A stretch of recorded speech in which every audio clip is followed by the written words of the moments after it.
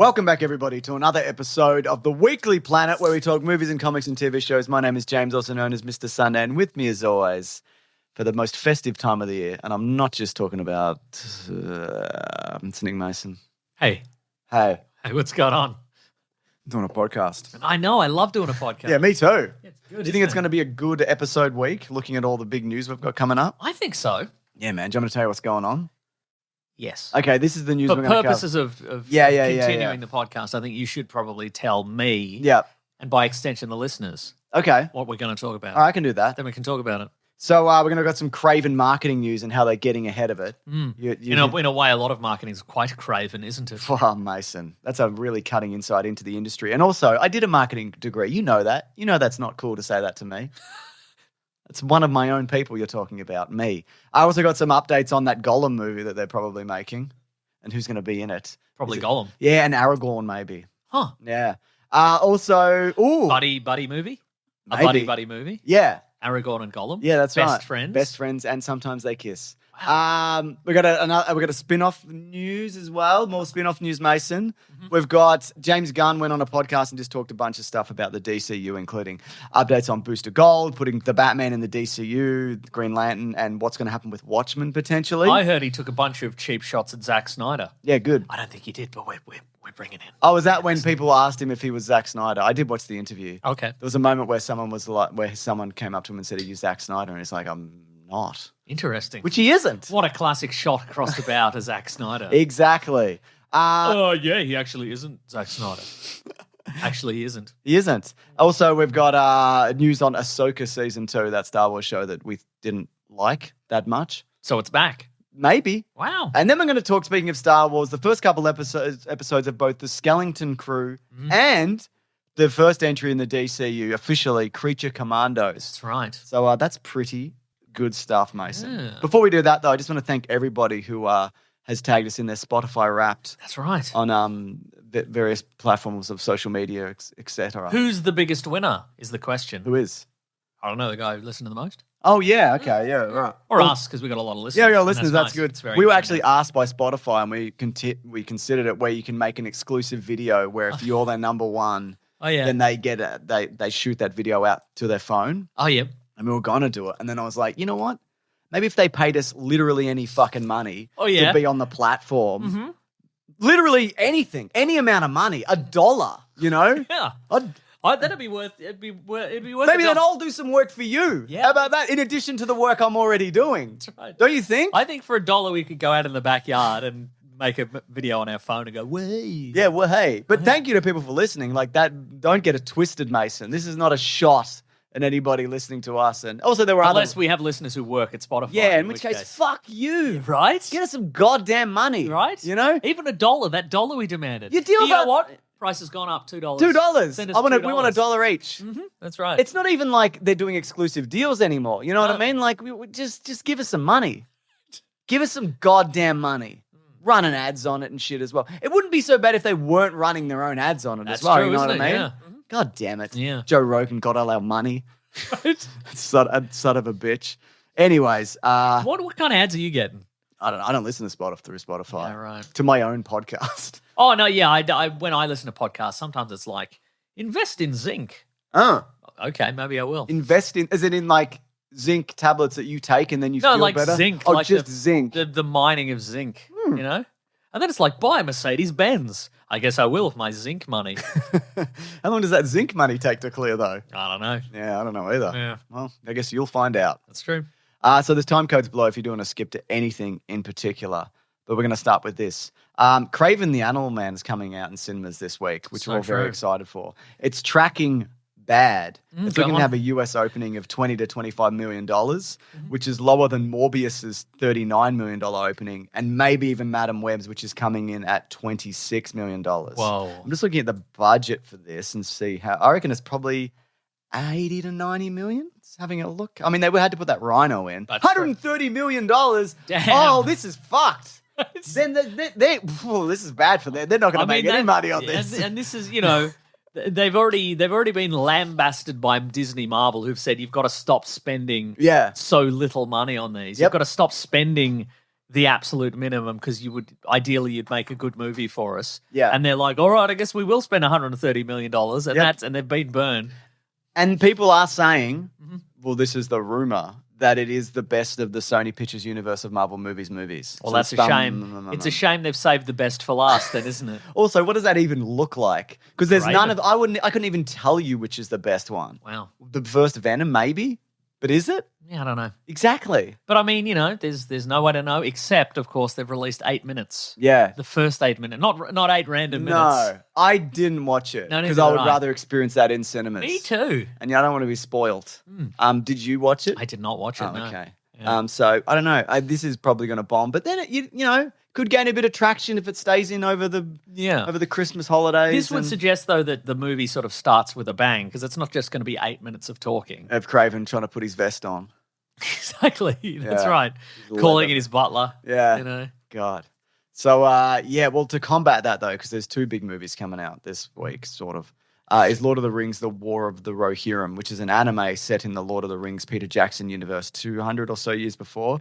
Optimistically, the US opening for that is about $30 million, but I would imagine that is budgeted significantly less. Yeah. If I had to put my money on it, I would say it would probably... I don't know whether it would do better, but it would financially, it would recoup more of its losses. Sure. Than, because I don't know if you've seen any of the ads for this, including the one that we did, or I did. I don't think you were there. Also, I think I called the guy something Hammerhead, like I said the wrong name of the lead-in. Oh, no. And they didn't pick up on it. So, anyway, that's out in the world. And I got paid, so it doesn't matter. But his name's Aragorn, but you called him Marty Nuggets. Just what, But a lot of the ads have the live action footage in it from the Two Towers, just to be like, you remember this. Ah, okay. But what if people drew it? Yeah, that's right. Yeah, but I am looking forward to it. So I like the director, and I think I do. I don't know. He's done good work in the past. Who knows what he's like as a real person? Like now, so, Who is the director of this? I can't remember. It's a Japanese movie, so it's someone who's done good anime. Oh. But I don't know if you know this, but I don't actually know that much about Japanese cinema. It's Kenji Kamiyama, who did Ghost in the Shell stuff and East of Eden and Napping Princess, which is something I assume. Sure. More Ghost in the Shell stuff, more East of Eden. So, yeah. And he's 58 years old, if that means anything to you. It means nothing to me. Okay. What a nothing age. You don't think you're achieving anything at that point? No. So it's not a peak or a trough, it's just over? I think so, yeah. Okay, cool. It's over. Well, I guess we'll find out this week when his movie comes out. Yeah. Yeah, that's exciting, isn't it? Yes. Yes. Looking forward to seeing 2 movies in a day? We don't have to. You don't want to see 2 movies?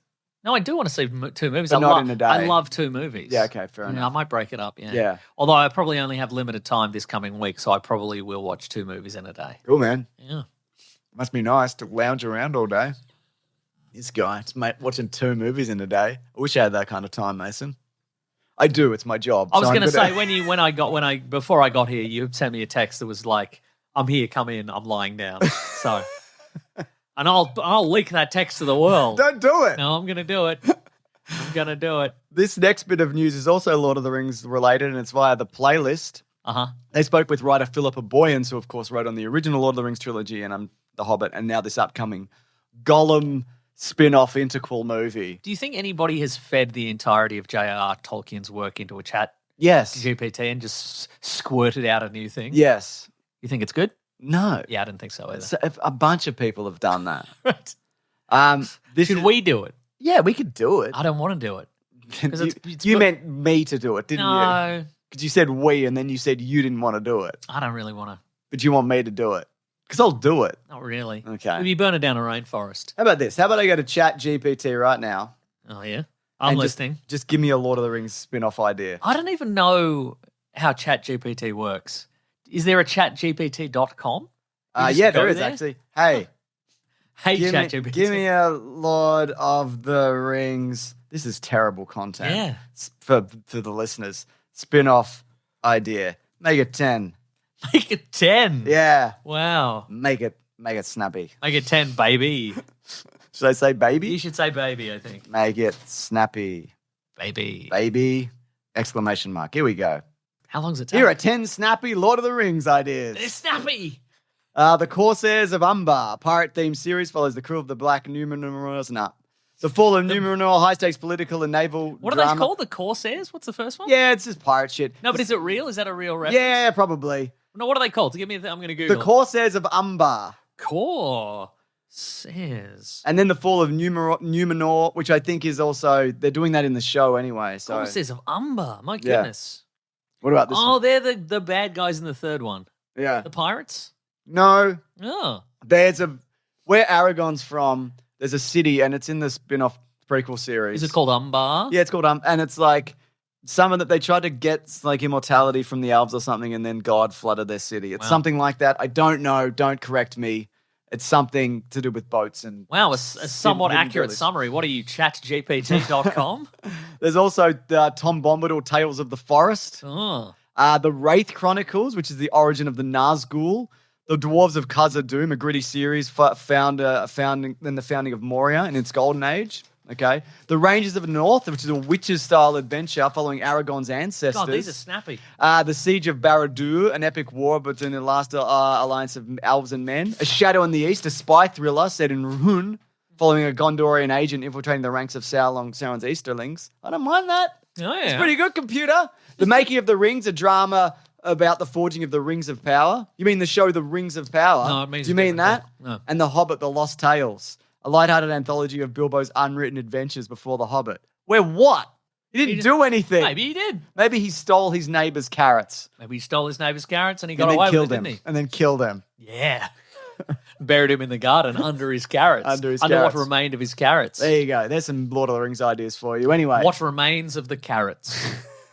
A dark tale of Bilbo. Oh, yeah. Killing that guy. The telltale carrots. Mm-hmm. So Philippa Boyne said on the spin-off whether Viggo Mortensen comes back as Aragorn. Oh, yes. He's now like 65. She said, honestly, that's entirely up to Viggo, collaboratively.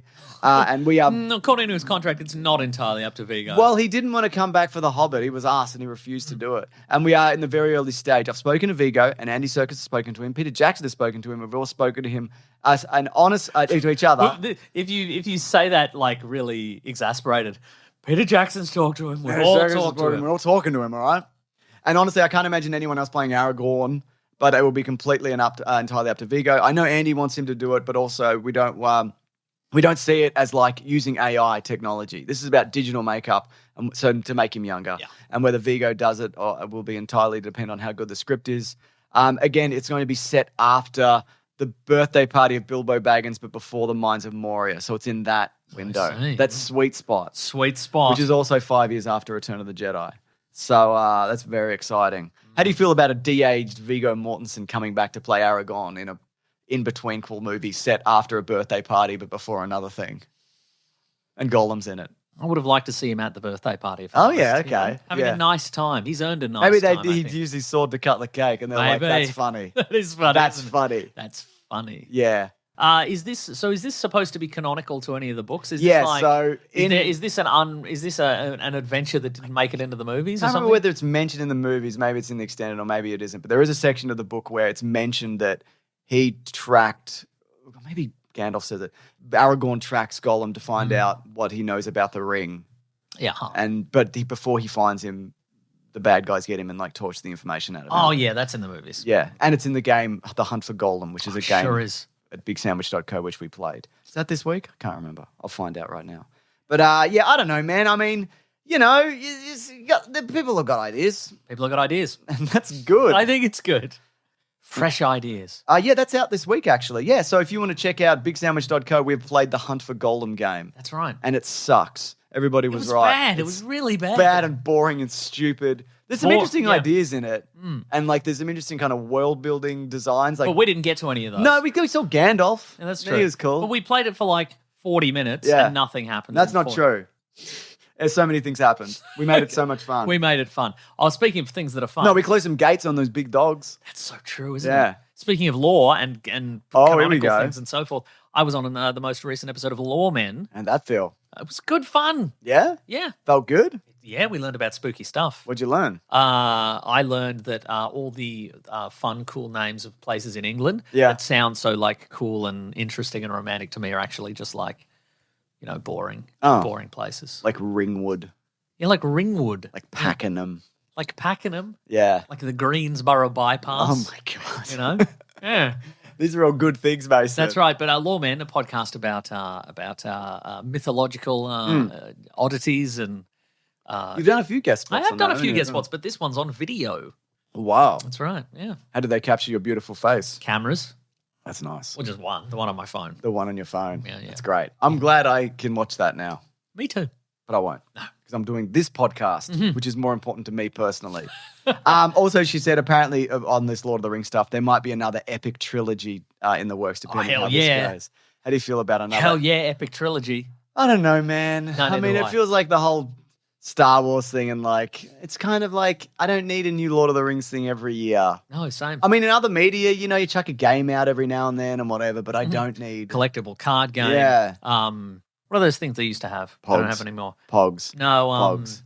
Slap bands. No. Like a Bitcoin. NFTs. NFTs. There we go. No, they still got Remember NFTs. NFTs? Yeah, they're still doing them. Great. People are doing them, Mason. Great. You got it. Now's the perfect time to get in because they're not worth anything. It's so true. They can only go up to the moon.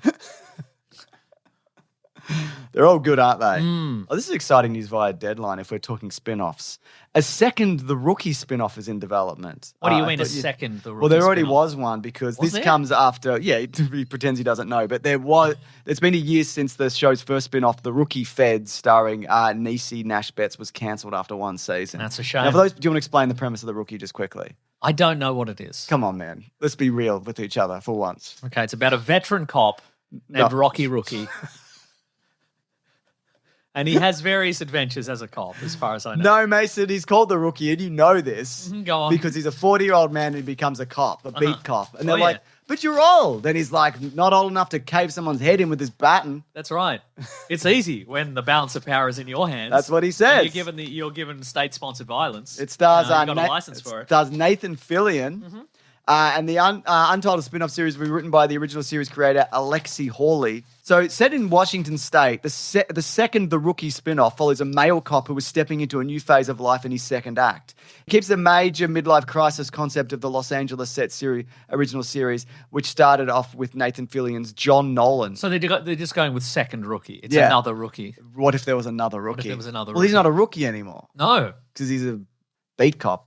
Or something, or a detective. I don't know. Yeah. He's switching careers to become, so became the oldest rookie in the LAPD. Wow. God, this is crazy. What did, you'll know this, but I won't have to know Google this. it. What is Jonathan Nolan's job? John Nolan? What was his job before he was the rookie? He was Christopher Nolan's brother. Oh. Yeah. He wrote Westworld and stuff. Oh, and then they went. And then he was like, what if you're the youngest beat cop or something? Let's find out. His training and then blah, blah, blah. Biography. Here we go. Can't believe I'm telling you this. In the pilot episode, Nolan is storing his divorce papers and wedding ring in a safe deposit box in his hometown of Foxburg, Pennsylvania. He tells the bank manager that his divorce has been coming for 2 years and that he and his ex-wife Sarah have agreed to stay married until the son. This is all boring stuff, Mason. Jeez, I don't need a god. What did he do? What was his job? Oh, there was a bank robbery and he went, I'm going to be a police officer now. Why am I telling you this? Because I don't know anything about The Rookie. I know you know about The Rookie. That's true, yeah. Great stuff. Anyway, I don't know what his job was. Probably just a man. Yeah, just a man. What was John Nolan's job before Rookie? Are you asking ChatGPT? Yeah. Great. Oh, it was a construction company. He closed his construction company in Pennsylvania and moved out west to be a police officer. Okay. God damn. Wow. Do you think I can go into this show having not seen any of The Rookie? Yeah. Yeah? Yeah, I do think that. Great. Are you going to is my question. Well, I think I'd like to know more about this John Nolan character. No, you don't. Yes, I do. I've heard nothing but good things from you. You've never heard anything from me about The Rookie. We should move on. Yeah. I know you can talk about this all day, but I can't. I've run out of things to say. Yeah. This is by the Happy, Sad, Confused podcast. That was another segment of James is searching for a punchline desperately to end this bit, and he hasn't found one yet. Sometimes you just get a bit of news during the week. It's like a bolt of lightning from God, you know? That's right, yeah. You keep a joke going. Or a bolt of lightning from the devil, because, again, it didn't round this out, did it? It's just expanded. The devil doesn't shoot lightning, Mason. You don't know what the fuck you're talking about. Bet he could if That's he not wanted one to. of his powers. I bet it is. I bet he No, could. he's got a pitchfork and a fire or whatever. Yeah, you don't know. I don't know. It's true, actually. Happy, Sad, Confused podcast. They spoke to James Gunn about a bunch of stuff. Mm-hmm. Of course, Creature Commandos was out last week, first 2 episodes, which again we're going to talk about. But just some other information came out that I thought might be worth bringing up. he was asked about Kumail Nanjiani playing Booster Gold. Oh, yeah. And he said, we're not quite there yet in terms of Booster Gold. The scripts aren't quite where I want them to be. So he didn't confirm whether that is true. I would say there's a very good chance that is true because they are friends and they were friends before James Gunn even came on board with Marvel and before Kumail Nanjiani became a big, ripped, muscular man. That's so true. So, and I think he'd probably be a good Booster Gold, I feel. He's a funny guy. Yeah. He's also said the goal from the beginning was to give the honor that their great characters deserve, the Wonder Womans, the Batmans, the Supermans, but also to prop up lesser known characters like Peacemaker, Booster Gold, and the Huntress. So yeah, I like that balance. I think, Mason. Have we had a Huntress yet? Is there a casting for the Huntress? Okay. That sounds to me like there might be the Huntress. Was it Mary Elizabeth Winstead the Huntress? She was the Huntress for a hot minute. For a hot minute, she was a version of the Huntress. She could still be the Huntress. That's you true. can fold her back in some characters. They might fold her back in. Here's the question, because the original Huntress was a parallel universe child of the Batman and Catwoman. Do you think they might do that again? No. Okay then. Do you think? Maybe. Are they doing parallel multiverse stuff? Who knows? Well, we know they're doing like Elseworld stuff, so maybe they will. Yeah, the Batman. Matt Reeves is the Batman is technically an Elseworlds. He's James Gunn has referred to it as an Elseworld this week. We can talk about that. It said apparently, and we've also talked about this as well, he considered putting the Batman in the DCU. I don't think it really makes sense at this point, especially after the Penguin and just seeing what kind of universe. I mean, Batman's not even in the Penguin, so why would he be in this other universe? Yeah. Well, because he was busy not being in the Penguin. He stepped through a portal or whatever. Yeah, he stepped through a portal, yeah. I'm committed to both telling stories in the DCU and telling Elseworld stories. We want to be able to tell a story where Superman is very different, or to tell a Red Sun story or whatever. We want to be able to... People always say Red Sun. Whenever they say Elseworld, it's always Superman but Red Sun. It is the best known one, probably. Yeah. We want to be able to play with these characters in different ways. If they did do a Red Sun, would you like to see the same actor play Superman, or is that an opportunity to cast a Russian guy? I think... Or not necessarily Russian, but a guy doing a Russian accent but speaking in English. I think it should be David Corenswet again. Yeah. Okay. You don't think that would be confusing for me?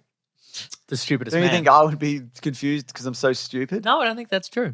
I think you should give yourself more credit. You're not that stupid. But I'm not like...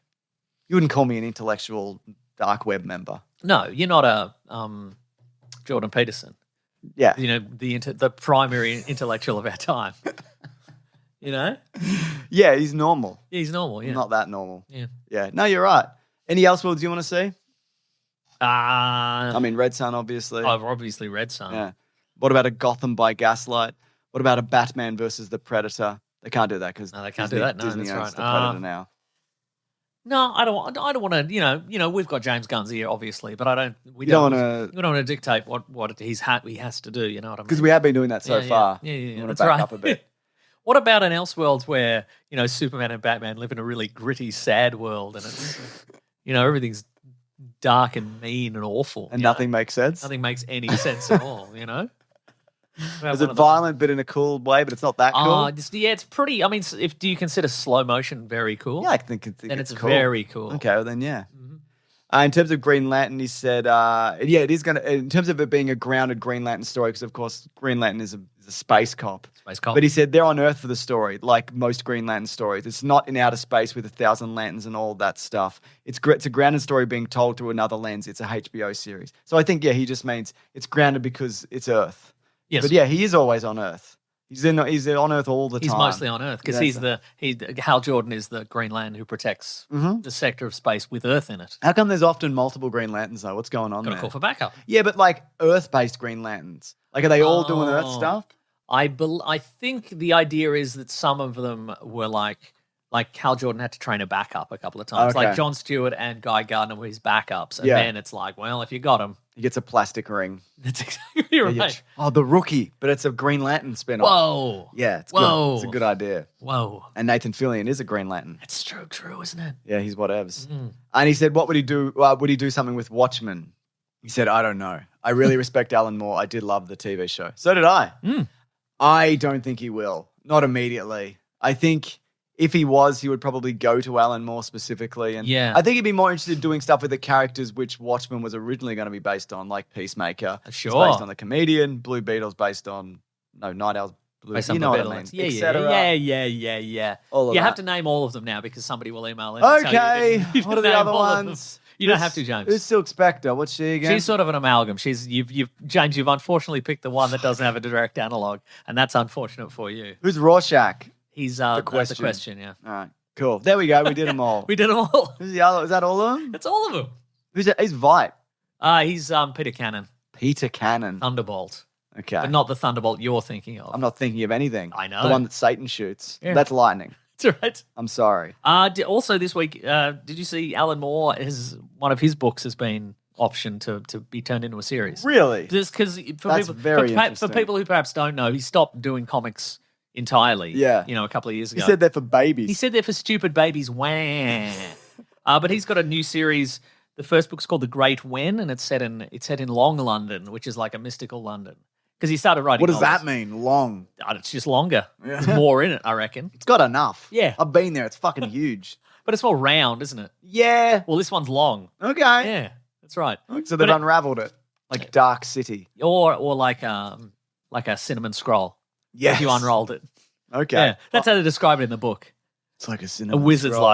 It's like a cinnamon scroll. Oh, it's a wizard, is it? There's a wizard in it. There's a couple of wizards in it. Have you read this book? I've started reading Is this the one book. that's a million pages long? No, that's Jerusalem. Okay. I haven't read that one. I was a little bit intimidated. Yeah. Plus, every time you go to buy a copy, it's like $50. And I'm like, what if I buy this and I'm 2 pages in and What about a Kindle?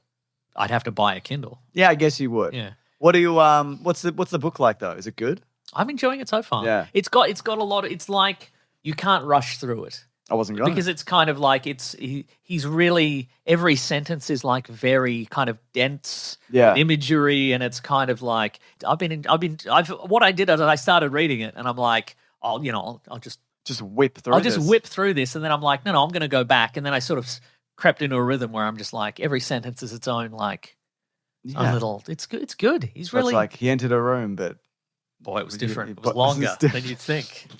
He's in a toilet. It's longer than it was wide. He's in the toilet, but it's really long. Yeah, it's long. Yeah. Like this, the book goes, how normally you go into the bathroom and the toilet's right there. Well, it was pretty long. It's at the end. Like 6 or 7 feet away. Yeah, you look down and you're like, huh. He's like, wow, I must be in a magical realm then. But anyway, he's optioned it, and he's like, who do you option it to? I don't know. It's probably the BBC or something. I don't know. Maybe look into it. But he seems to be actually excited for this. Yeah, I don't know, because he's a man who was very enthusiastic for the comic book medium for many decades, and he got burned a bunch of times. Yeah, and he seems to be enjoying writing books. Okay, I'm just looking at Alan Moore TV series. Blah blah blah. Yeah, I don't know, man. Nice. Yeah, Colin Callender's Playground. Nabs. Huh. I don't know who that is. No. It must be a production company of some description. So true. Oh, he's a CEO at Playground Entertainment. There you go. Okay, then. So I went through them. There you go. That's true. All right, let's go. Let's go, Alan Moore. Last bit of news. This is via Extra TV. Next week, Alan Moore hates adaptation of his new book that he made. And he should. That he produced. Yep. Extra TV, they spoke to Dave Filoni about Ahsoka Season 2. Mm-hmm. If you remember Ahsoka Season 1, it was Rebel Season 5 or whatever. Okay. And they went, what if all your friends were live action? That's right. And then they went to a weird planet and there were wolves and Thrawn was there and he was like, that was exactly my plan, as he was constantly beaten. That's exactly what I wanted, but the space whales were there. Space whales were there. That little guy was there, the little man. Ezra was there maybe. Yeah, and he had a little beard now, whatever. Yeah, that's right, yeah. They were using the Force on each other. Yeah, and Ahsoka was like, I'm here. I'm standing in this room. Look how many lightsabers I have, 2. 2 lightsabers. That's accurate. Yeah. That's canonical. Yeah. And I'm stoic. These things in my head, they're Leku. Yeah. And that's also accurate and canonical. That's right. Yeah. So they have a conversation with this person on the other side of the screen. Yeah. Oh, Anakin Skywalker's here and he's a ghost or whatever. Yeah. Here's some Force backs. It's flashback Mason in the Force. Oh. Do you remember that show? Not really. We both enjoyed it. I didn't like it. We both didn't love it. Anyway, Dave Filoni said, I've been writing it this season too, and I'm still the single writer on it. I've been enjoying doing that, but it's a challenge, of course. Working with some arcs through has been a challenge, and making sure it's all going to come out in a way that I think is exciting for fans. So what is Ahsoka going to say, for example, before she gets into a boring lightsaber fight? What's she going to say? She's going to say, it's time for a boring lightsaber fight. Yeah. Get ready. That's right. Yeah, man. But don't get too ready, because if you got too ready, you'd beat me. Get mostly ready. I'm just kind of not. Maybe there should be another writer. Maybe there should. Yeah. I mean, so that Mandalorian and Grogu movie is finished. I'm just not very excited about this 5 years after the Return of the Jedi thing they're all doing. And that's a shame because that's every project. No, there's Skeleton Crew and there's Andor and other things, but just this, it feels to me like it's petering out. It needs to kind of ramp up, and maybe this is the thing to do it because they are building to the Thrawn movie or something they were talking about. Remember that? Or was it the Grogu? I don't know. I don't know. You all right? No, Mason. I'm not. You don't seem all right. It's not because of this. Oh, just generally. Yeah, just generally. This doesn't help, though, No, it definitely doesn't help. I thought this Star Wars was supposed to make you feel good. I did like Skeleton Crew. Me too. We did talk about it. But, yeah, this will also begin filming in 2025, which means at the earliest this will come out in 2026, which is 3 years after the first 8 episodes or whatever the fuck. So even that, the idea that, like, what am I supposed to remember from this? You know, like... I mean, people have talked about this. It is a problem where they're doing these limited series and then they port, and then 4 years later you get something else, and it's like I've forgotten this. There'll be a recap. On. Yeah, I mean, they could just play the recap that we just did. That's true. You know, screen goes blank and it's us going, "Oh, there were space whales and your little mate was there. That little guy was there. Yeah. Get ready for a lightsaber fight. I will. Thank you, Ahsoka. Thank you for the heads up. Yeah. So there you go. Get ready for more Star Wars at some point eventually. He hasn't finished writing it, so I don't know. He's doing it by himself, which seems hard, I'd imagine. All right, let's move it along. Okay. There's a brand new Star Wars television series, Mason, and there's 2 episodes out. And there's a brand new position for your laptop. This is how I have to charge it. It's running out of juice, so you've plugged it in and you've tipped it upside down. Not an uncommon situation for people to be in, I think. A lot of people's laptops, I have to charge it upside down. It's cooked. And you can't put the cord in while you're using it because it will, when you put the cord in, it resets the whole thing. I will get it fixed, but it will be in January. I take some time off. I cannot afford to get it fixed right now, Mason. It would ruin the flow of my work. So true. Yeah. Someone the other day looked at that laptop and said, "What is with that laptop? Like, why is it? How old is that?" I'm like, "It's not old. It's just big. Does a lot of stuff." So true. Yeah. It's overwhelmed. It is overwhelmed. Yeah. Mason. Skeleton Crew. The budget for this is apparently $136 million, which is $15 million more than The Mandalorian. But I would say, go on. It looks better than a lot of the Star Wars stuff because it looks like they had a bunch of real stuff and sets and costumes and places. It's more expansive in the sense that a lot of Mandalorian sets are just the desert. Yes. Whereas this is Star Wars in the suburbs. We have to make the suburbs, Mason. Exactly, that's right. I'm not sure in terms of ratings, but I would imagine, considering like the reception of this and what I've heard people talk about it, that this is going to build on itself week to week. But before we get into why we might think that is, what do you think the story was? Oh, come on, mate. Yeah. All right, there's a little boy and his name's Wim. What? Presumably named after Wim Hof. Okay, the breathing method. The breathing guy, the ice bath guy. I would assume so. You ever had an ice bath? No. It's all right. Go on. Great. Anyway, he's from Aten, which is a planet that is the suburbs. And he's got a little friend named Neil. Yep. Neil, yes. And he's an elephant kid. And they're a couple of kids. Yep. And they live on planet the 80s. They live on planet 80s. They go to school where your desk is a big Etch-a-Sketch. They do. They live on planet Goonies. Or planet E.T. Yeah, that's right. And they're going to school and Wim's daddy's all, "I've got to go to work. I don't have time for kids." What does he do for a job, do you think? 80s stuff? 80s stuff.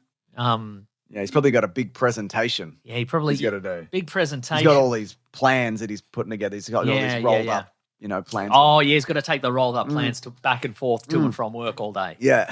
But he's probably also having adventures where he's dropping the plans in the mud and in a and he's like, "God, in a puddle. Mr. Skellington Crew is going to have my head for this." Exactly. That's why it's called Skellington Crew, by the way. Yeah, because the guy's boss is Mr. Skellington Crew. He's a robot. Yeah. But anyway, these kids are going to school, and then they've got to do tests that are going to determine the future of their lives, and they're everything's stressful but they're just some little kids. But then they find a spaceship. Yep. Them and two other kids. It's 4 kids. 4 kids. 4 kids, and they get in the spaceship, and it takes off. And it's the 80s. And it's the 80s everywhere. It's the 80s. This was created by John Watts, who was the director of the Spider-Man Homecoming trilogy. And Wolves. And also Christopher Ford, who was the writer on Homecoming. And also, have you ever seen the movie called The Clove Hitch Killer? No, but you've mentioned it a bunch of times. It's a guy who is a kid who thinks his dad might be this like famous serial killer. It's good. It's well worth checking out. I think it's also got a bunch of really interesting directors. Some have done Star Wars before. John Watts, of course. David Lowery, who did The Green Knight, directed an episode of this. Yeah. The Daniels, who did Everything Everywhere All at Once, do a couple episodes. Bryce Dallas Howard, who's done some of the best Star Wars episodes, also is directing on this. So there's some really good names. I very much enjoyed this. I thought it was really delightful, and I will show at least my son this, which of all the other Star Wars TV stuff, I'm like, I could probably show him The Mandalorian, but I don't.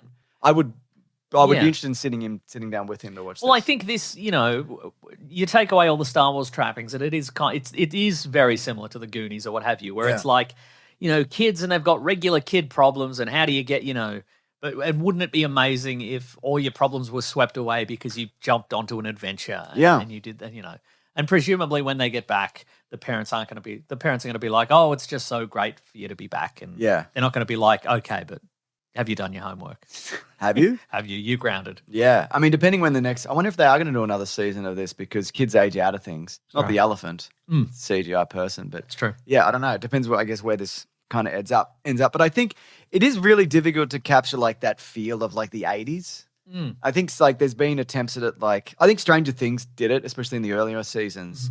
It's like then there was like Super 8, and I'm like, I didn't think that quite kind of did that. Yeah. But there is like an energy. It's not just a look. It's like a few things combined, and like the suburb settings and etch a sketches and the way they kind of bounce off each other. And a Viewmaster. The kid's got a big Viewmaster situation. And there's because he dreams. Wim dreams of being a Jedi. Yes, that's what he wants to do. He doesn't want to get into. Because they're doing the test that's like, the kind of thing of like, well, what role will you have in the future? Is it data analysis or what have you? But he just wants to be a Jedi. Yeah, it's cool. Because he's heard all the stories of the Jedi and, and he and his friend, do fake lightsaber battles in the street and stuff like that. Exactly. They're cool kids. Yeah, and you think it's kind of a normal planet, but is it? Oh, yeah. Talk about that. Talk about it. But, just some things we could talk about which aren't spoiler related, but Jaleel White is in this. Of course, Steve Urkel. Yeah. So is Kerry Condon. Who's Kerry Condon? She's in the Banshees of Inisherin. Oh, yeah, she's great. Big fan. Like her a lot. The droid in this is great, who kind of looks like a skeleton. So on the ship that they find, there's a droid, and there's an old droid on there who kind of looks like a skeleton, actually. Oh, yeah. He's SM-33. He's voiced by Nick Frost from Shaun of the Dead. Oh, right. I think he has an incredible battle scene. There's a moment where he beats up a bunch of pirates. He's got those hot plate gauntlets, which I really enjoyed. And there's, of course, Jude Law as, I presume, some kind of space pirate. Because there's an opening sequence in this where some space pirates hijacking a vessel. And it seems as if, even though he's wearing a mask, that's him. That's probably Jude Law. And there's a werewolf guy's in it. Yeah, that's right. That Star Wars werewolf guy. Yes. I like that. I think that's such a good kind of scary 80s kind of monster character. Yeah, he's a space werewolf. Yeah. Or just a wolf, man. Yeah. He's in, I think he's in, I don't know if it's that one in particular, but there's one in the first Star Wars in the bar. Well, I was going to say, he certainly looks like a Mos Eisley bar patron. Yeah. There's also, that little gremlin thing that when they park their ship, I think that is from the Caravan of Garbage Ewok movies. I'm pretty sure. Do you mean Caravan of Courage? Caravan of Courage, sorry, yeah, I did mean that. But okay, great. Yeah, there's a lot of little nods like this to stuff that they don't really refer to. There's a direct reference to the Star Wars Holiday Special in this. There is, yeah. There's a moment where they're watching that terrible hologram. I wonder if that's the same footage or if it's recreated. Because, it might be the same footage because any footage you can get of that is all unofficial. Right. So they would have the actual film of it. That's true, yeah. So it's possibly, and every now and then they'll release like a snippet of the actual quality of it. Yeah. Which you can see. But, yeah. I think the cast is great. I think they mesh really well. Again, there's that fun energy kind of to it. Yeah, there is that kind of, that hope. There's a hopefulness, but also like a trapped kind of desperation to like being bored in the suburbs and you're set in a certain path, but you want it. You dream of like a greater adventure. Yeah. So we got two pairs of kids. So it's Wim, played by Ravi Cabot Conyers. He's the human boy. Then his friend is Neil, voiced by Robert Timothy Smith.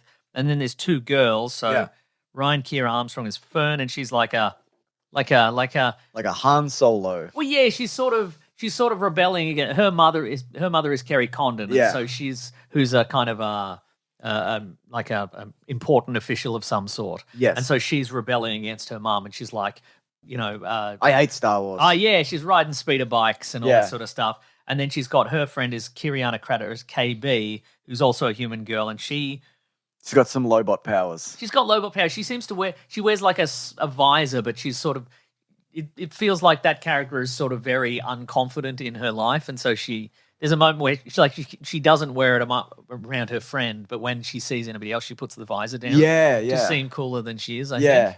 Which I thought was an interesting touch, yeah. Yeah, absolutely. I wonder, I don't know whether they'll talk about it, because, people in Star Wars have, various attachments and things that drilled into their brains. I wonder whether it's like a medical condition thing, or is it just just a cool pair of like sunglasses maybe it is.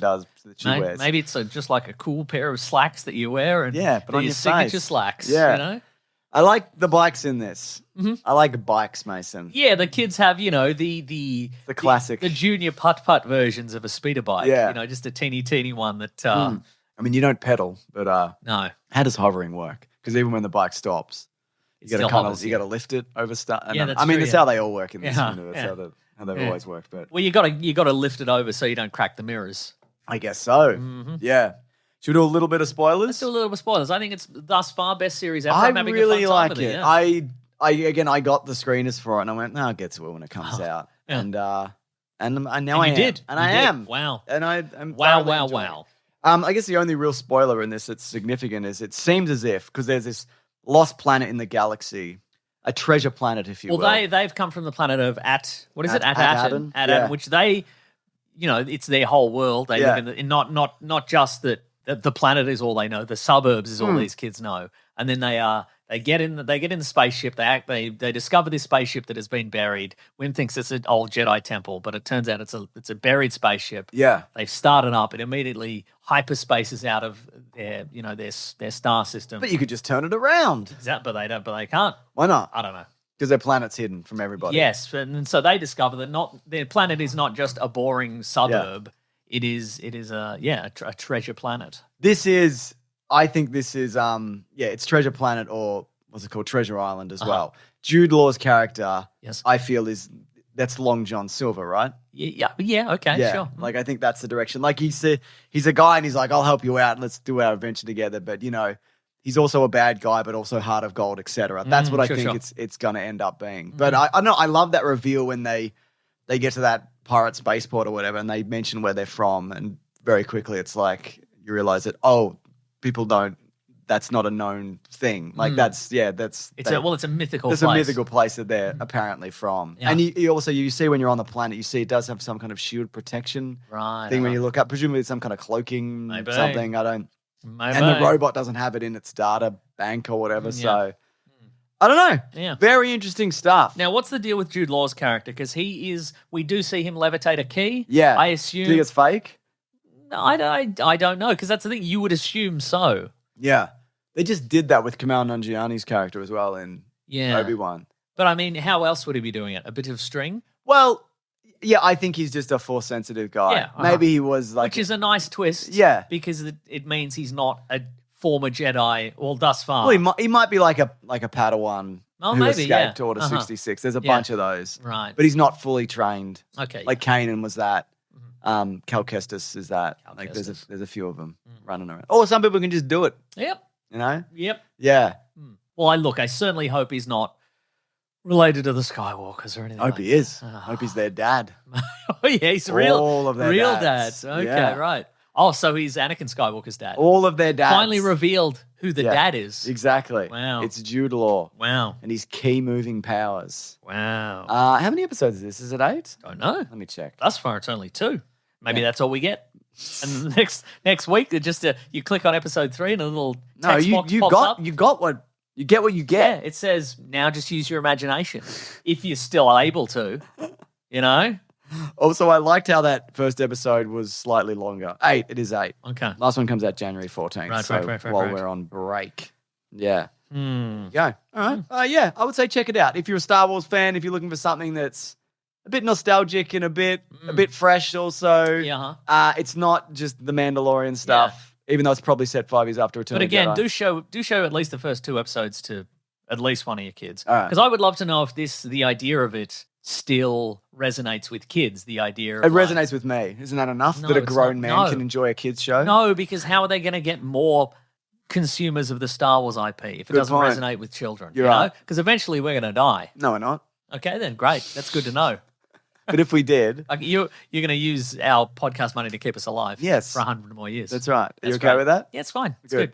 But yeah, I mean, the idea of I'm just an ordinary kid, and I mean, surely that translates forever, right? I would say so. That I don't think also like if I showed this to my son in particular, who's 9, he would be like, "Oh, this is the '80s and nostalgic." Yeah, right. I'm hoping the way he would perceive it is, like you said, it's a universal kind of thing that kids drawn to adventure and like this idea of a wider world. Throw all your responsibilities away and go on an adventure. Yeah. And it's not even their fault because they just went into the thing and touched a button. And then went, let's do Star Wars, all of us. Correct, yes. Yeah.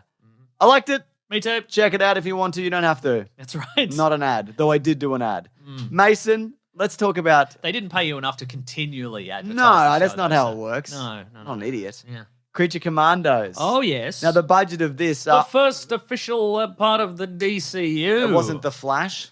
Nah. No. It might have been if that was any good. Yeah, which it wasn't. No. So the budget of this, I'm not entirely sure, but it seems as if it was nothing because animation is free and you can draw anything. So true, isn't it? All you got to do is draw those things that you want to do. So, as mentioned by Mason, it is the first in the DCU. It's all been written by James Gunn. He wrote this before he came on board as the creative head of DC Studios. Oh, just on a lark, did he? Yeah. Wow. So, because he, of course, directed The Suicide Squad and then... This is adjacent to that. It's got a bunch of the voice cast that carry It's got a bunch of the voice casts. Some of the continuity is the same, even though... Some Rick Flag stuff. What do you think the story was? Oh, come on, mate. All right. Okay, so after the events of Peacemaker Season 1, where Amanda Waller's daughter outs Amanda Waller as the head of Suicide Squad, and she's not allowed to... make the Suicide Squad. Not allowed to do any more Suicide Squad, I guess. God, unbelievable. She's found a loophole, which is that apparently they can't stop her from making up a team of people who are not human. Yep. So she's got all the... Technically not human. human. Got a bunch of freaks in lockup, and she's like... Who we got? We got the Bride of Frankenstein. Yep. We have G.I. Robot. Yep. That's Indira Varma as the bride. Yes. Who, I believe, was also in the TV series Human Target. Oh, okay. Second season of Human Target, among other things. But anyway, and Sean Gunn is G.I. Robot and Weasel. Yes, that's Although right. Weasel doesn't really talk. And Weasel's just like... So G.I. Robot was built around World War II to kill Nazis, and that's what he loves to do. That's right. And Weasel, of course, and he's mentioned as one of the last survivors of the Suicide Squad on Corto Maltese, which is And they're like, there must be something to him. But there's not. He drowned and then he undrowned. He did undrown, He didn't do much. That's true. Yeah. Alan Tudyk is Dr. Phosphorus. Yep. Always a good inclusion. Yes, permanently radioactive skeleton man. Yes. I would have thought he'd still count as human, but whatever. Whatever. Yeah. David Harbour is Frankenstein. Yes, Mr. Frankenstein. Well, Eric Frankenstein. Yep. Viola Davis returns as Amanda Waller. And Zoe Chow is Nina Mazursky, who's a fish woman. Oh, yeah, that's right, yeah. Oh, and Maria Bakalova. Who's from the Borat sequel. And she's Cosmo the Space Dog. Cosmo the Space Dog, yes. Did you mention Frank Grillo? No. Oh, he's Rick Flag Sr. Yeah. Who's the father of Rick Flag Jr., who passed away in the Suicide Squad. He did pass away in his sleep. And with a piece of tile going through his heart. Yeah. And he also, they reveal why he's the age that he is. So he had Rick Flag when he was 18, which explains why they are basically the same age. Right, yeah. Yeah, good cast overall. I agreed. How are the performances, though? Good. Oh, Viola Davis is back as... I mentioned that, Did Mason. you? I might have. I thought about it, yeah. And so Steve Agee. Yes. He's not in the first two No, episodes, but he though. will be. I didn't, honestly, the first episode, I didn't love it. I thought, and there's at the start, they did there's a group of incels or whatever, and I'm like, I feel like we saw this in Harley Quinn and some other stuff, and I was like, it kind of feels a bit like Invincible and Harley Quinn. And... One of the criticisms of this, I think, is people have said, it's James Gunn doing the thing he does again, which is Misfit Team. Well, that also, I was like, this is the crew, and it's like, it's this guy and this woman and this. I'm like, yeah, no, I fucking seen, because I'm watching that interview we talked about, it was, he doesn't want to see the origin of Batman and Superman again, and they probably won't show them in his universe, because it's like, I've seen that a million times. It's like, I agree with you, but I feel like I've also seen, this is the team and this person and this person and this person. It's also, in video games now and everything else. Speaking of James Gunn, as we're going to, he's also in the credits. Yes, he is. There's an animated version of him. He's also in. Was he in? He's in Harley Quinn. He's in Harley Quinn. Do you think he's being set up as like a Stan Lee style figure? Maybe. Because I mean that worked for Stan Lee. Worked for Stan Lee for a bunch of years, and he's still alive. He is. It's true in our hearts. Using CGI and stuff. Yeah, that's true. Yeah. And AI and replacement, etc. But which I think would work for people who are fans of James Gunn and would annoy people who are not fans of James Gunn. That's very true. Do you think because I sort of expected him to be like Machine Gun to death in the opening sequence in the titles, but then he'd be canonically dead. Yeah, and people would be like, "Good." Well, not really. People would be like that. People would make gifs of it. Yes. Yeah. I think, though, this got stronger. I think so, too. I think the second episode was much I think also in the first episode, some of the line reads are kind of weird. Okay, I can't think of any specific examples, but there's a couple of lines where the emphasis is on the wrong word. Yeah. Or like somebody mispronounces a word or something like that. And I'm like, did you not do a bunch of takes of this? I don't know what happened. I just said, let's go. Keep rolling. Right. Yeah. Yeah. I just felt initially it was like, no, it's not. There's nothing here that. Like the jokes are kind of Harley Quinn-esque, sort of. I mean, that's kind of a wackier kind of world, and it's more kind of not making fun of. Well, maybe sometimes it is making fun of like various DC characters. So it does set itself apart from it, especially kind of as it goes on. But I think as it's revealed that like the main character of this is probably the bride. Yeah, we do get that's interesting. Yeah, we do in the second episode. We do, unless of course we're doing, and I think we may be doing. Each episode we get a backstory. Yeah. So the second episode we get a backstory of the bride. So obviously in the original Frankenstein story, she doesn't get. Yeah. She doesn't get built, but in this, yes, she is fully assembled as means to have a wife for Frankenstein, but she doesn't want to do. She gets her own kind of sentience and her own mind and priorities, and she doesn't want to do that. So she goes on the run. Yes. And then there's a kind of a montage sequence of her being pursued by Frankenstein over a span of 200 years. Over hilarious pop cultural events. That's and right. Touchstones, Mason. That's right. Yeah. Snap bands. Hypercolor. Austin Powers. That's right, yes. All those kinds of things. The three eras. Yeah. Also, it's a very horny show. It is horny, isn't it? If this is the... I don't think this is indicative of everything. I think Superman is going to be very earnest. Yeah. I know. I think he's even mentioned that. I think this is just a bunch of horny people running around. Yeah. Having the horniest time. They are, aren't and there's some crook horny stuff in this as well. That's right. Involving monsters, etc. Yeah. But yeah. I'll tell you what, the animation's very good. It is very good, yeah. I would say it is superior to, say, Invincible. Definitely. Except for the promo thing, the Invincible stuff. That is better inexplicably because they've had more time to work on it. Yeah, I guess. It seems that way. Yeah, yeah. I mean, for me, the strength of Invincible is not the animation. Like I enjoy it despite all of that. But this is definitely animated. There's a fight sequence between Flag and Dr. Phosphorus, which I think looks particularly That's an incredible fight sequence. Yeah, because Dr. Phosphorus he's got the continuous fire effect on him. Yeah, it's sort of like the Kirby crackle. Yeah. Effect and that's constantly going, and it's the animation during the fight's very fluid. It's very it's good. Did you think it was funny? Some of it. Yeah. I think again it gets funnier. I think it kind of settles in, and the characters kind of when you learn more about them. I think Alan Tudyk as Dr. Phosphorus has some really He's some also good jokes if we can I guess this isn't a spoiler because at the end of this first episode or second episode they do looking ahead this season of Creature Commandos. Alan Tudyk is also going to voice Clayface again, like he did in Harley Quinn. Yeah. So, but it's a different version. Yeah, it's not the It's not the whatever. It's not the kind of the theatrical version. Yes, I like that a lot. Apparently, also to look ahead, James Gunn said episode 4 and 7 are his favorites. I don't know what 7 is, but episode 4 deals with Weasel's origin. Okay. Because his story in the Suicide Squad is that he killed 27 children or something like that. We're going to reveal it was somebody else. Probably somebody else. Yeah. But I think that should be interesting. Because in the context of this show, we've never seen him kill anybody. No. So the doesn't really do anything. No. Yeah. So I think the reveal is probably going to be that he's a pretty harmless, like doofus kind of character. So but maybe he'll have his moment. I think he'll probably kill a bunch of people. We also see, there's also a very good action sequence between the Bride of Frankenstein and Cersei. I was going to say, I really like that. So Cersei's a Themyscirian. Is that right? No, Amazonian. Mm-hmm.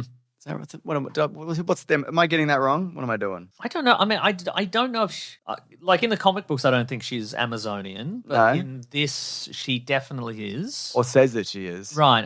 Yeah. She is Amazonian in the TV series. Okay, there you go. But she's a sorceress. Yeah, and she fights the bride. And what I really liked about that is they have a completely different power set. It's basically a science-based monster who's super strong versus a witch. Yes. And I think that's more interesting than just two people blasting each other with electricity or whatever. Yeah, I think for sure. Because they're both, using their own skills and craft, which they've used over the centuries because they're both very old. Which isn't to say either of them isn't, going to kick the other one in the crotch, which they do. No, absolutely. And there's that element as well. But no, I really enjoyed that. And I think it's interesting what this also says about kind of the larger DC universe. In that look ahead, you also see Superman at one point, just very briefly. He's like strung up. It's like a potential future, I guess, of this universe. But if there's a Themyscira or there's Amazonians, no one's like, oh, like Wonder Woman. Like there's no mention of that. Right, okay. I think Superman is going to be in it, like maybe as an actual character, I think. But like there's no mention of Batman. So it's kind of, it gives some clues about what's kind of going on, but not entirely. Yes. Yeah. And also apparently James Gunn has said the Justice League doesn't exist yet. So we'll get that down the line. Yes, in a Justice League movie, I assume. Yeah. But yeah, no, again, like we said, there are some nods to at least the Suicide Squad, the Starfish incident from that movie, which suggests maybe that Bloodsport shot the David Corenswet version of Superman. Maybe he did. Yeah. Maybe he did. Yeah. Because he couldn't have shot the bloody Henry Cavill version because he's too cool. He's too cool. Mm-hmm. Bounce right off him. That's right. Yeah. Mm-hmm. I'm going to keep watching this. Me too. I mean, obviously, but I also enjoyed it. Me so too. That's also why I'll keep watching them. Yeah, I think it probably is going to grow on us. Yeah. I didn't think all the jokes landed. I didn't think all the It's too sexy for you, was it? It's pretty sexy. And I didn't think all the line reads were necessarily great. Yeah. But again, it's grown on me. Yeah. Also, I like Frank Grillo. He's good. How are they going to come to terms with the fact that in Superman he's got black hair and this he's got grey hair? How are they going to come to terms with that? I don't know. God, what do we do? Is he? So he has a main role in? He has, yeah. Okay, right. He's an Argus guy or something. I can't remember. Something like that. No, who works for Mr. Cubes. Right. The guy who flies around the cubes. Mr. Terrific. Oh, right. Something. Okay. I can't remember. Okay, sure. Maybe it's Argus. Right. Okay. No, it would be Argus. They'll add a line in ADR where he's like, "Yeah, I dyed my hair black. The most embarrassing thing a man can do, but I did it, and I have to live with it until the grey grows out again." Is it Argus he works for? I don't know, man. I can't remember. Yeah. All right, Mason. All right. Let's move it along then. It's time to go. It's not time to go. Segment of the show. Okay, then it is time to go. What is it? It's what we read. Yes. What we gonna read. Yes. I'm doing the thing. What are we reading today? Wow, letter segment. It's easy to reach the show. No, it's not. It's the what we're reading segment. It's easy to do a what the reading segment. It's where we talk about things we've been reading or watching or doing or listening. Doesn't seem it's that easy. No, I guess it's not that easy when you think about it. What have you been up to and about?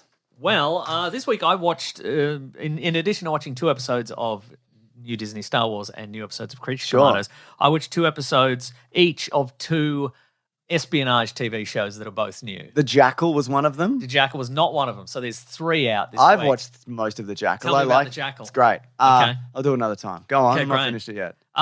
So I watched a couple of things, which I'm sure most people are unaware that exist. Go on.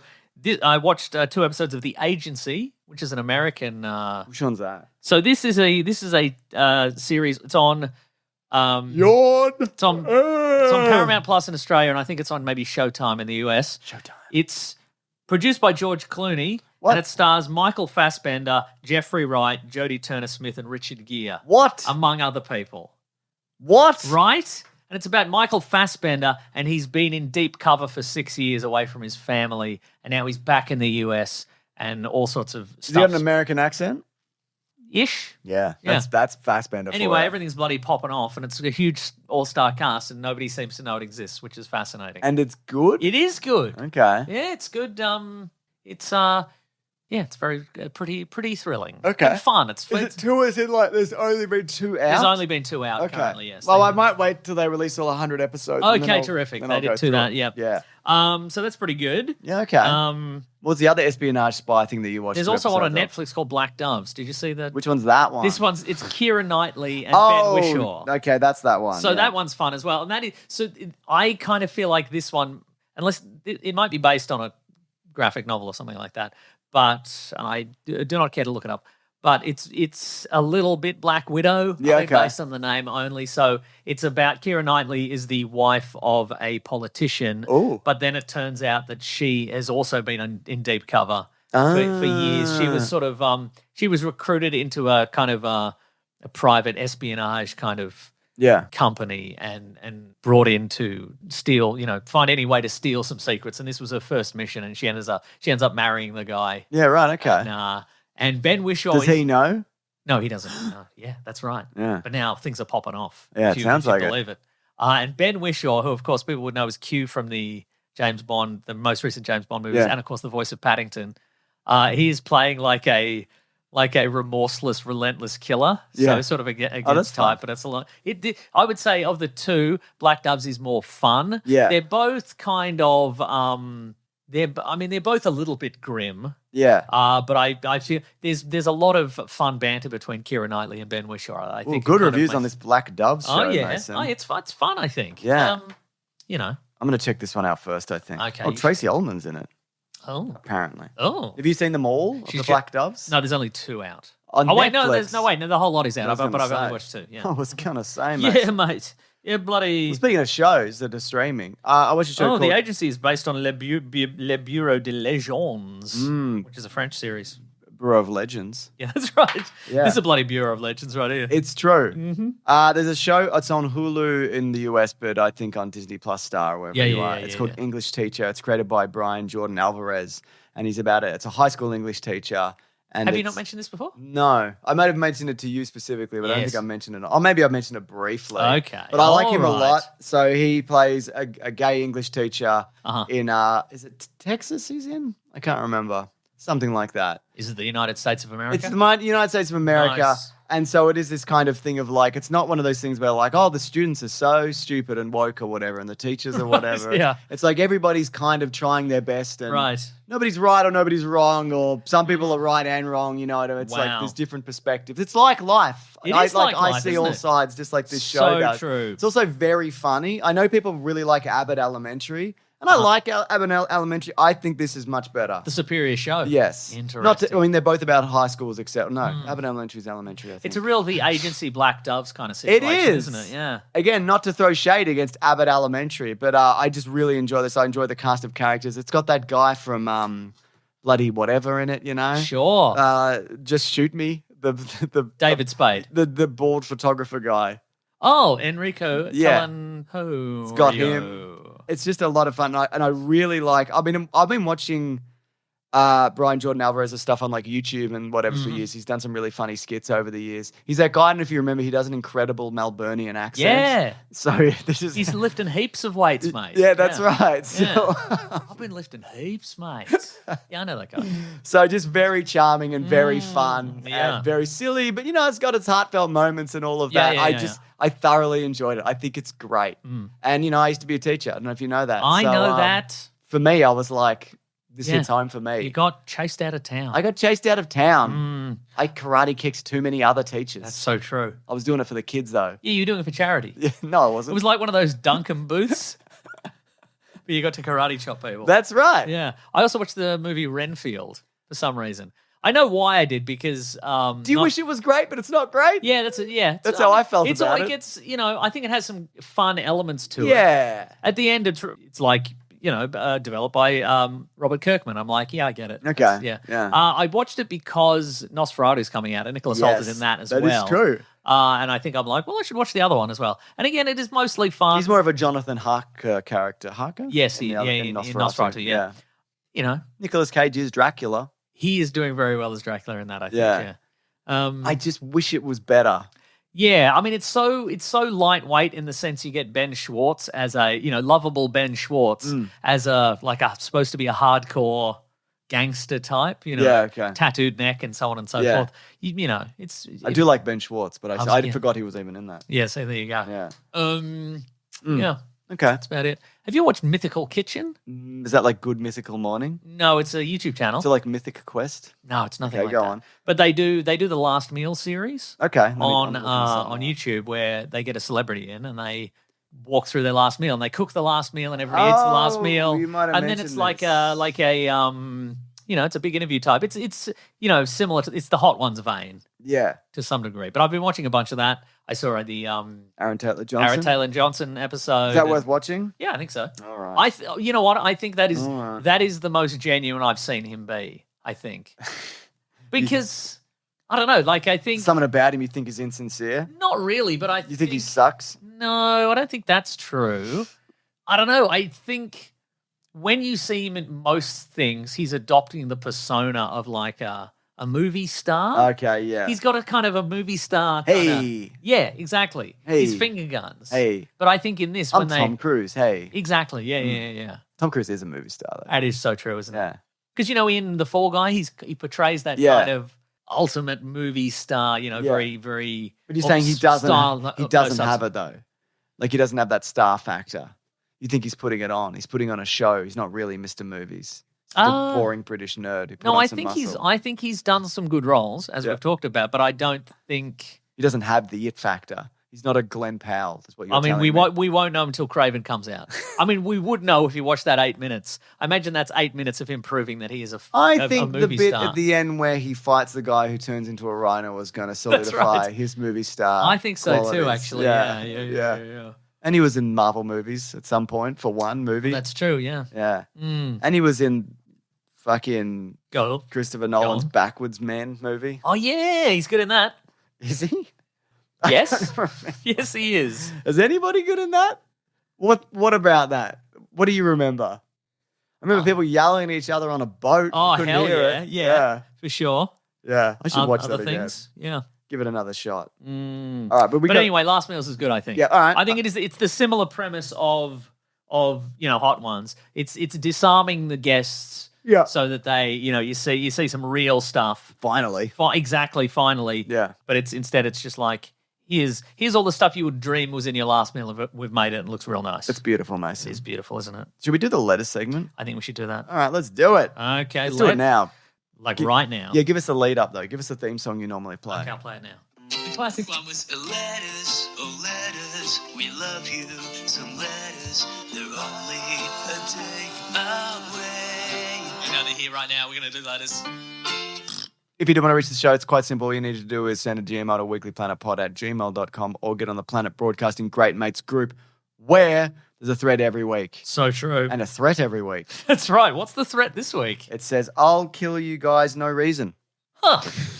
So that's an interesting one because there's no way they can really get out of it. Because you haven't even said if you don't send an email, I'll kill you. You're like, I'm just going to kill you.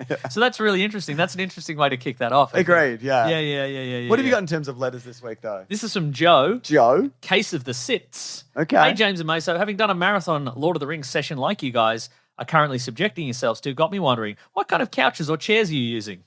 Surely Meso has to be equipped with the finest posterior perch for all of that rookie binging big fat lazy boys. Hell yeah, brother. Big fat lazy boys, ? Ergonomic butt clouds like stressless? Or beanbags, the middle-aged man's quicksand? I have a normal couch. It's leather because we have kids and then you can just wipe them down when they vomit. Wipe the kids down. Yeah, or spill food into it and whatever. So it's not the most comfortable couch in the world. They get more comfortable because they're softening up over time. Right. But yeah, I sit lengthways and I watch movies. I also have a regular couch that I'm. You know what? Sometimes I'll lean in, but a lot of that time, especially towards the end, I'm leaning. I'm lying. The good thing about my couch is that it faces. Like, I'm not lying sideways looking at the movie. I'm lying straight ahead, sort of, and looking off to the side a little bit. Does that make sense? No. Yeah, it makes sense. Don't worry about it. Okay, you should put a diagram in the graphic. No, I won't. People can figure it out or they won't. Nobody cares. So that's what I'm working. And also, I have a studio space where I've got another couch that I can also lie down on.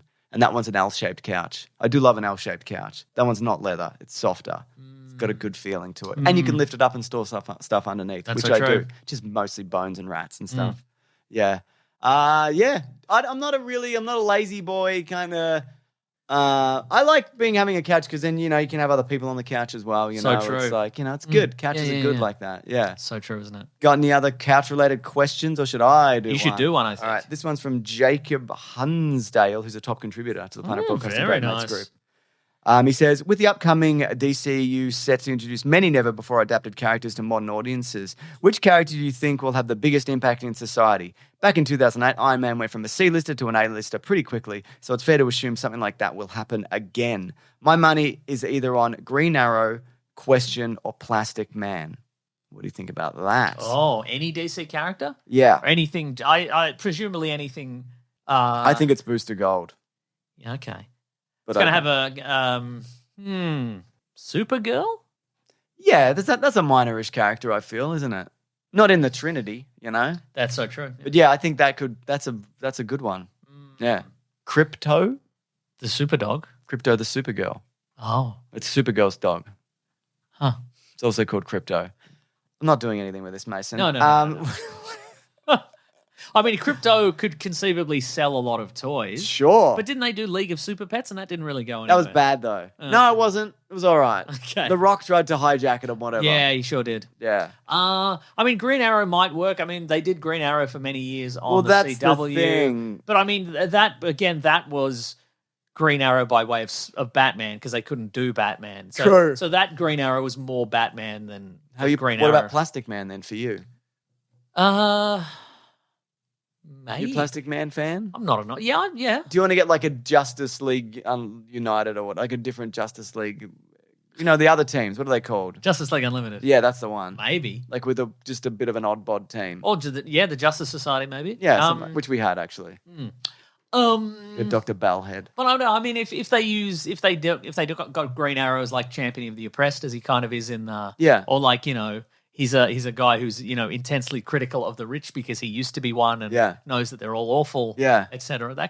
It just also might be too early for Green Arrow. Yeah, no, you're probably right. To launch into, I mean, I can imagine him showing up, but just having him as like the front and center of something. Yeah, but if we want an Iron Man style breakout, would it be a Ted Cord? I mean, we've already got a Blue Beetle. Yeah, no. No? No. Are you talking somebody in an armored suit? What are you talking about? No, I'm talking about just a character that people didn't love, but like really, like what's going to capture the public's imagination? We don't know. That's don't know. Yeah, because you need the. I mean, the question is, what about the Hitman, whatever his name is? You like him? Hitman. Is it Hitman? Who's the guy's Hitman? He's Hitman. There's so many Hitmen. He's hanged out with Superman on the roof that time. Oh, Tommy Monahan. Yeah. The Garth Ennis character. Yeah. Well, I mean, maybe. We've certainly had a lot of Garth Ennis success with The Boys. That's true. So maybe. I don't know if he's on the slate to be anything. Detective Chimp? Maybe Detective Chimp. Batman? Not Batman, no. That would never work. Yeah, okay. We can come back to it when they do it, and then we can be like, we knew this the whole time, yeah. Yeah, it's one of our favorite characters. Yeah. I reckon I really like that Supergirl Woman of Tomorrow comic book. So, I mean, if they adapt that well, I think people are going to... Yeah. Because it might hit like Harley Quinn has. That's you know right. what I mean? Like, it's... Not everybody loves those movies, but I think they love that character. I'm going to say maybe Booster Gold. Okay, because he's from the future and it's fun and whatever. Yeah, nice. And that's my answer. Nice. But it's probably Supergirl. Okay. This is an email from Rick.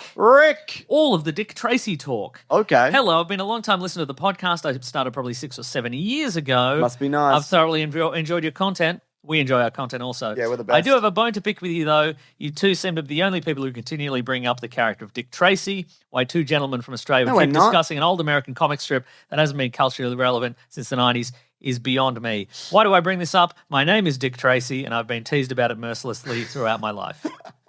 You should have gone with Richard Tracy, man. Well, my name is really Dick Tracy. Legally, it's Richard, and I go by Rick. I'm the third Dick Tracy in my family, and my father, also Dick Tracy, was actually a police officer. I've attached a newspaper article that was written by a local journalist about the time of the movie as proof of these claims, and he has movie hype is comical for real Dick Tracy. Why are you going by Richard Tracy? I think he is. He's going with Rick Tracy. He said Rick Tracy. Just sounds like Dick Tracy, He does sound like that. Yeah. So does he hate Dick Tracy? You should go by Dick Tracing. When you trace your dick. Yes, exactly. What is he? What does he hate Dick Tracy? Doesn't seem that way. Yeah. It says, I've been toying with the idea of writing to you for some time now. I've realized that much of the youth today has no idea who Dick Tracy is. So that's true. good. That's positive. Yeah, you'll be fine. In fact, I was working a part-time job once with a coworker who was about 10 years younger than me. A patron of the store mentioned Dick Tracy to me after I seeing my name tag. I would never forget how happy I was when my coworker asked, who the heck is Dick Tracy? We should let him be forgotten for all us Dick Tracys out there. I was hoping that I could be the new official Dick Tracy of the podcast. Yeah, man. Well, I mean, you'll have to refer to yourself as Dick Tracy. Exactly, yeah. Keep up the good work. No hard feelings. Hey, we didn't do this to you. Sincerely, Richard Dick Tracy. I mean, that's well, here's the thing, though, is that this isn't quite like, initially I'm like, well, this is a little bit like Bart Simpson. Sure. There would have been a bunch of people called Bart Simpson or Yeah. Homer Simpson Yeah.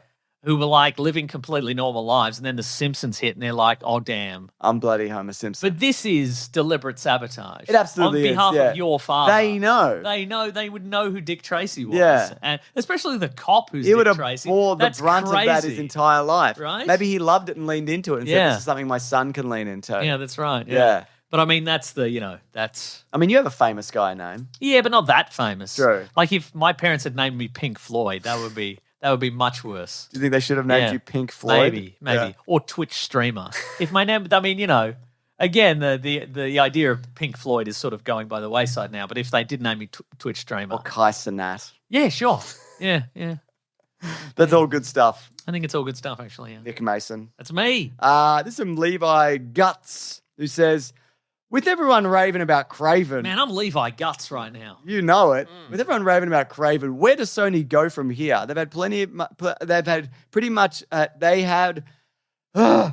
had pretty much had moderate successes to downright failures. Do they keep scraping the bottom of the barrel of characters for solo movies, or try team up / collaborations with Marvel, or do they just give up? That would be fine too.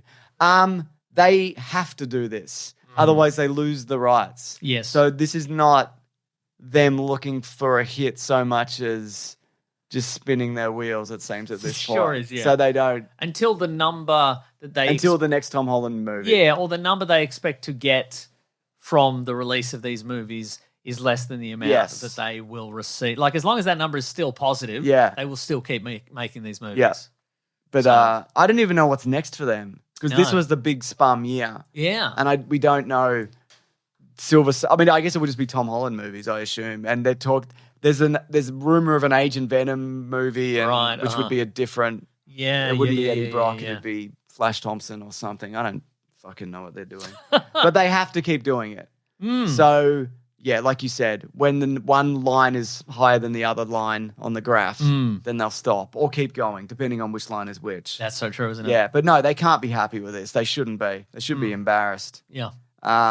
Yeah. What else you got, Mason? Here's an email from Cam. Cam? Hi, boys. Hi, Cam. Will either of you be checking out the new indie game that we released this week?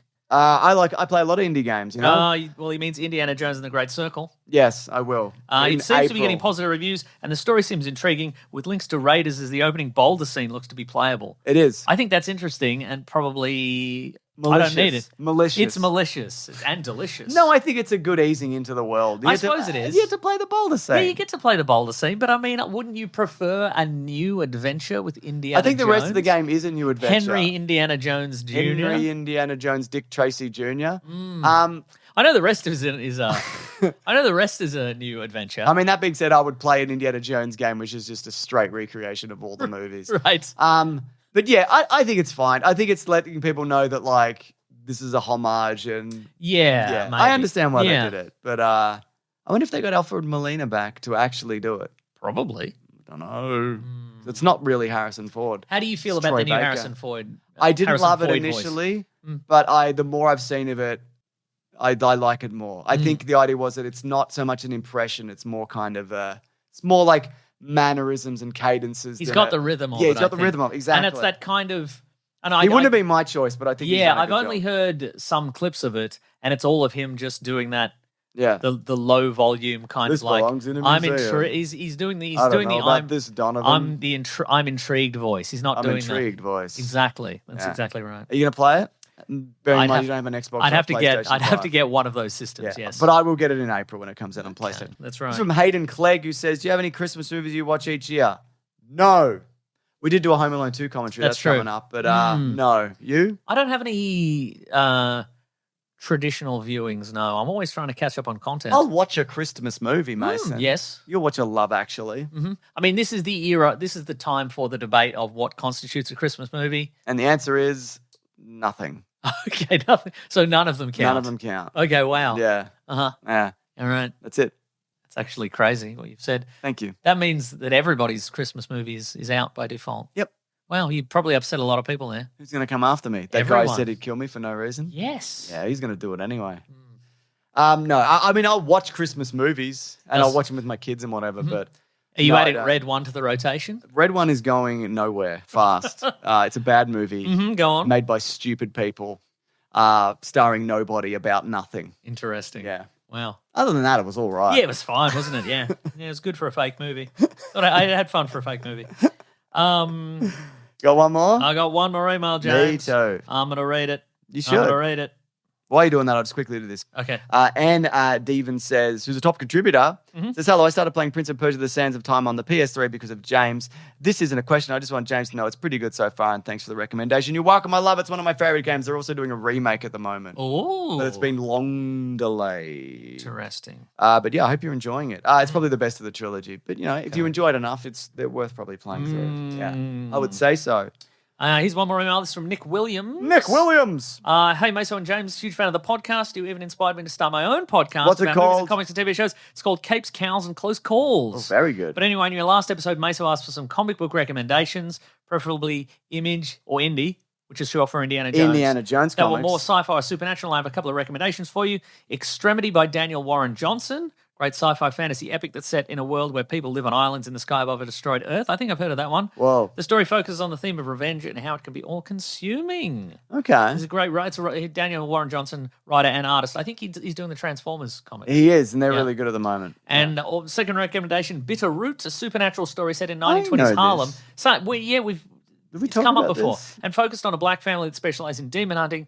The demons are white people who have been consumed by hate and racism. But we find out there is more than just those feelings that can turn someone, which I won't spoil. It's fantastic. That was going to be adapted into a movie by Ryan Coogler.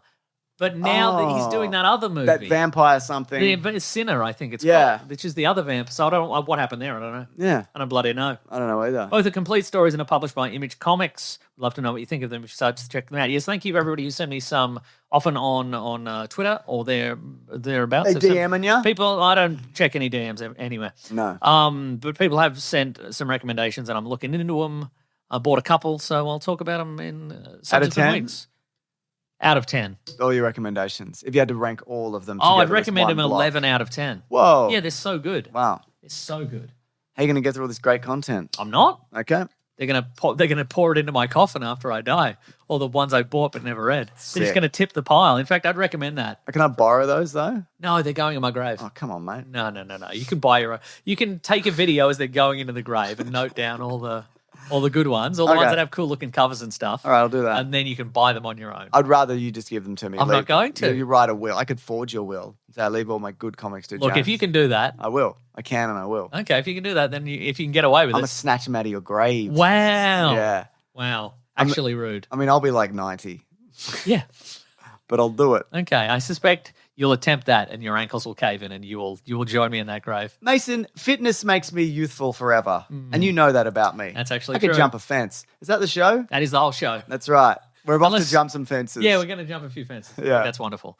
Folks, thank you so much for listening. We absolutely appreciate it. Thank you for telling your friends about the podcast because that is how we get new listeners. And thank you for leaving a 5-star review on your podcast app of choice. If you do so, James will find it and he'll bloody read it out. Got it right here, Mason. Go on. This one's from Jack Muffin who says, Yum. 2 yummy men from Australia deliciously cover all the hot news on a weekly basis. Thank you, Jack Muffin. Thank you, Jack Muffin. And this one's from Drew Cypher, 1985. It says, 5 stars. Hey, didn't I already give you 5 stars? No, where the hell did it go? At least 3 years late, 5 stars from a generic Midwest guy. That's wonderful. That's my favorite kind of guy. Generic. Me too. Well, mine was, but now it's Jack Muffin. who I'm picturing as some sort of muffin, and he's got his headphones and he's listening to a podcast. That's cool, man. So cool. Yeah. Folks, if you want to get into contact with us, you go to weeklyplanetpod@gmail.com. You can also go to the Planet Broadcasting Great Mates Facebook group or the Weekly Planet podcast subreddit and Discord. Thank you to Sarabi and Maisie and Fidel for moderating those forums and doing our TikToks and our Clips channel and all sorts of stuff. Yeah, they're doing TikTok dances. Check it out. Check it out over there. That's right. It's real. If you want to follow some people on the socials, first you can follow our friend Rob Collins. He's at Rob Collins on Twitter. He is at The Weekly Planet on Twitter. He edits the podcast and will keep you up to date on all things The Weekly Planet. You can follow me on Twitter at Wikipedia Brown and on Instagram at Nick Maso. James is Mr. Sunday Movies everywhere. If you want to support the show, to go to patreon.com/Mr. Sunday Movies. Chuck in a bucket or a man you want to not miss. Or you can go to bigsandwich.co for $9 per month. Bonus podcast, movie commentaries, early videos, video game let's plays, and so much more. This week it's a thing. Gollum. We're playing the video game, The Search for Gollum, or Your Gollum. And we found him. Yeah, he was right there. Play as him. He's in the opening scene and the entire game. You can control him. He does big frog jumps. Yeah. Is it good? No, it's bad. It's bad. It's fun to watch it though. Yeah, it's fun. Yeah, it's fun. Yeah. Thank you to the Brood and the Bastards from Rackham for all the musical themes. If you want a t-shirt, you go to tpublic.com. Just for the Weekly Planet. There's some unofficial ones, but get a good one. Don't get one of those ones that just say The Weekly Planet and it's whatever. Get like someone who put some actual work into it. For sure. Yeah. Also, next week, we're going to watch 2 movies. Lord of the Rings and the other thing, Kraven. Is it Kraven next week? Yeah, which is going to be better. When's Mufasa's the week after? Week after, maybe. Shame we're probably on holiday. I want to see the Nosferatu show. I want to see that one. Yeah, me too. I want to see Nosferatu. Nosferatu show. The Nosferatu show. But yeah, I think that's everything. And we'll see you guys on the next time. Grab that Jimmy, guys. We'll see you next week. Bye.